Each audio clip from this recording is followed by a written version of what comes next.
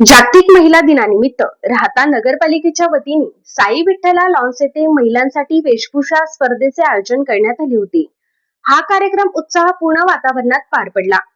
तरुणी आणि महिलांनी विविध ऐतिहासिक, पौराणिक तसेच सांस्कृतिक व्यक्तिरेखांची अफलातून वेशभूषा साकारत उपस्थितांची मने जिंकली। या कार्यक्रमाला माजी जिल्हा परिषद अध्यक्षा शालिनीताई विखे पाटील यांची प्रमुख उपस्थिती लाभली।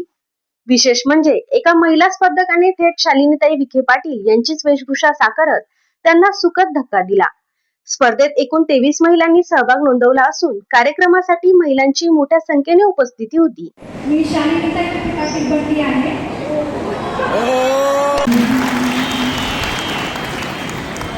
धन्यवाद लता दीदी। त्यानंतर पुढच्या स्पर्धा घेत आहे। आपण कोणत्या वेशभूषेत आलेला आहात आणि आपलं नावही आपल्याला सांगायचं आहे। लता दीदींनी जाता स्पर्धेत सहभागी झालेल्या महिलांनी राजमाता जिजाऊ, राणी लक्ष्मीबाई, कालीमा, भारत माता, गुजराती पारंपरिक पोशाख, जोधा अकबर तसेच शकुंतला अशा विविध वेशभूषा साकारल्या। केवळ वेशभूषाच नव्हे तर त्यामागील सामाजिक संदेशही प्रभावीपणे मांडत त्यांनी उपस्थितांना माहिती दिली।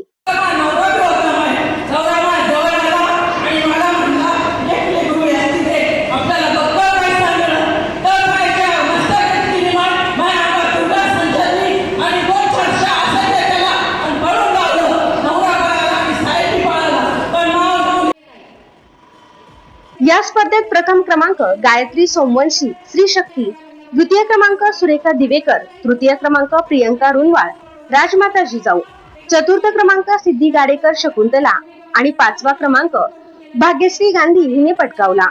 तसेच 5 महिलांना उत्तेजनार्थ बक्षिसे प्रदान करण्यात आली। यावेळी नगराध्यक्ष डॉक्टर स्वाधीन गाडेकर, महिला नगरसेविका अंजलीताई कैलास सदाफळ यांच्यासह नगरसेविका रवीना माळी, अर्चना निकाळे, सविता बाळासाहेब सदाफळ, मंगल डांगे, अनिता पप्पू शेळके, शीतल बनकर, नीता गाडेकर आदी महिला नगरसेविका तसेच अनेक मान्यवर उपस्थित होते। राणी लक्ष्मीबाई असतील, ज्यांना आपल्या जिल्ह्याचं नाव दिलं, अशा अहिल्याबाई होळकर असतील, जिजाऊ असतील, हे सर्व महिला भगिनींनी सुद्धा चांगल्या पद्धतीने ज्याच्या वेळेस कठोर भूमिका घेऊन चांगले निर्णय त्यांनी घेतलेला आहे आणि त्यांनीच एक प्रकारची क्षमता आपल्यामध्ये निर्माण केलेली आहे।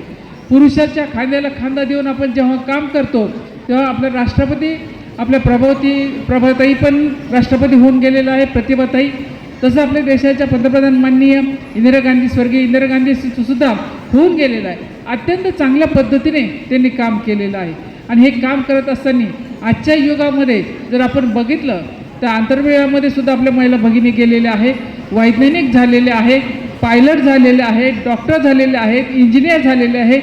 कोणत्याही याच्यामध्ये आपली महिला मागे राहिलेली नाही। खरं तर आपण जर विचार केला तर पूर्वी आपल्या मुलींचं लग्न झालं की लगेच आपण लग्न झाल्यानंतर आपण लगेच बाळाची वाट पाहत असतो। बाळ होण्याचं म्हटलं म्हणजे डोळे आले, डोळ्यानंतर बारसं आलं, बारसानंतर परत वेगवेगळे कार्यक्रम न संपणार शेवटपर्यंत चालू असतात।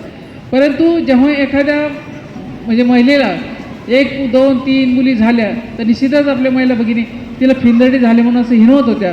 परंतु मुलगा आणि मुलगी याच्यामध्ये भेदभाव न पडता मुलगा जरी वंशाचा दिवा असला तरी ती सुद्धा एक घरातील पंथी असते, ती सुद्धा प्रकाश देण्याचं काम करते आणि मुलगा जरी वंशाचा दिवा असला तरी शेवटी मुलाप्रमाणेच मुलीला जपलं पाहिजे। तिच्या इच्छा आकांक्षा आपण सर्व पूर्ण केल्या तर ती सुद्धा आपलं नाव काढू शकते।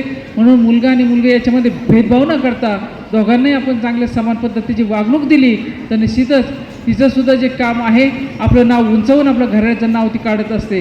कारण शेवटी आपल्याला बघा प्रत्येक गोष्टीमध्ये आपण राजकारणाचा जर विचार केला तर कोणत्याही गोष्टीचा आता बघा ज्या मुली महिला आमच्या सरपंच असतील, आपल्या ग्रामपंचायतमध्ये ज्याच्या पदावर त्यांनी बसलेल्या आहेत, ग्रामसेविका असतील, पंचायत समिती सदस्य असतील, जिल्हा परिषद सदस्य असतील, कोणत्याही पदावर गेलं तर निश्चितच लोकांनी जो विश्वास टाकलेला असतो हा विश्वासाला तडा न जाऊन देता आपण एकमेकीच्या म्हणजे दुःखामध्ये असेल, आनंदामध्ये असेल, सर्व गोष्टीमध्ये सहभागी होऊन त्यांचे जे प्रश्न असतात हे सोडवण्यासाठी आपण प्रयत्न केले पाहिजे।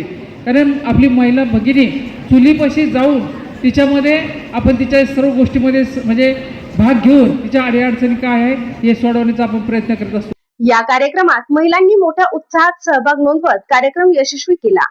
प्रतिनिधी धनंजय वागचौरे, माय न्यूज राहता।